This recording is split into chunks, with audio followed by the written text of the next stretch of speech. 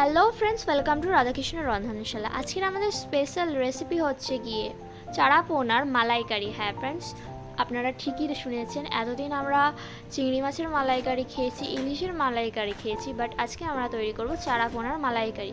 So চলুন রেসিপিটা start করা যাক। প্রথমে বন্ধুরা দেখতেই পাচ্ছিলেন নারকেলগুলো কুড়িয়ে নিয়ে আমরা এর যে দুধটা সেটা বের করে নিচ্ছিলাম মালাইকারির জন্যে।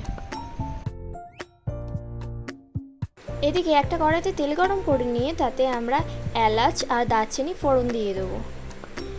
ফোড়ন দেওয়ার পর আমরা কেটে রাখা যে পেঁয়াজগুলো ছিল সেগুলো তেলে দিয়ে ভালো মতো নেড়েচেড়ে ভেজে নেব এবং একই সাথে একটা টমেটো আমরা স্ম্যাশ করে নেব। স্ম্যাশ করে নিয়ে ওটা ওই ভেজে রাখা যে পেঁয়াজ ছিল সেই ভাজা পেঁয়াজের মধ্যে দিয়ে ভালো মতো নেড়েচেড়ে নেব।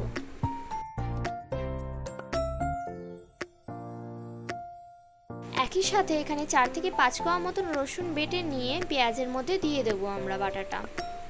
এখানে বন্ধুরা আমরা রান্না করতে করতেই অনেক কাজ করছিলাম, সো ভিডিওটা এজন্য একটু অন্যরকম হয়েছে। মানে এখানে আমার এডিট করতেও অনেক প্রবলেম হয়েছে, একবার এইটা বাড়ছে একবার ওটা বাড়ছে, এভাবে একটু এডিট করতে প্রবলেমই হয়ে যায় খুব একা হাতে।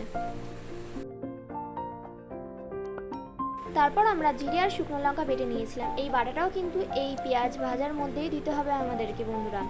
আর এদিকে যতক্ষণে আমাদের জিরে বাটাটা হচ্ছে ততক্ষণ আমরা আদা বাটাটা দিয়ে ভালো মতো নেড়ে ছেড়ে নেবো পেঁয়াজটা।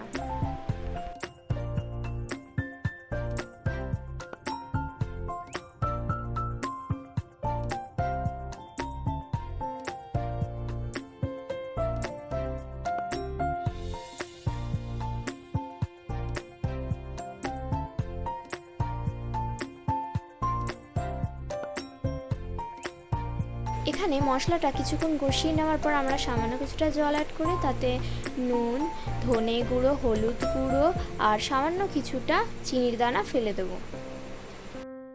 তারপর এখানে নারকেলের যে দুধটা সেটা অ্যাড করে দিয়ে ভালো মতন কিছুক্ষণ ফুটিয়ে নিয়ে একে একে চারাপোনাগুলো ছেড়ে দেবো।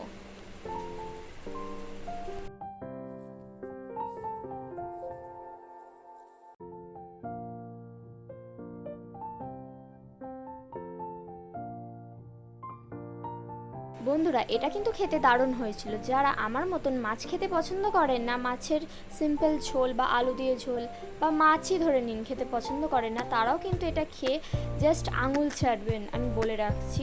সো আপনারা কিন্তু অবশ্যই একবার এই রেসিপিটি বাড়িতে ট্রাই করে দেখবেন অ্যান্ড আমাকে জানাবেন যে এই রেসিপিটি আপনাদের কেমন লেগেছে।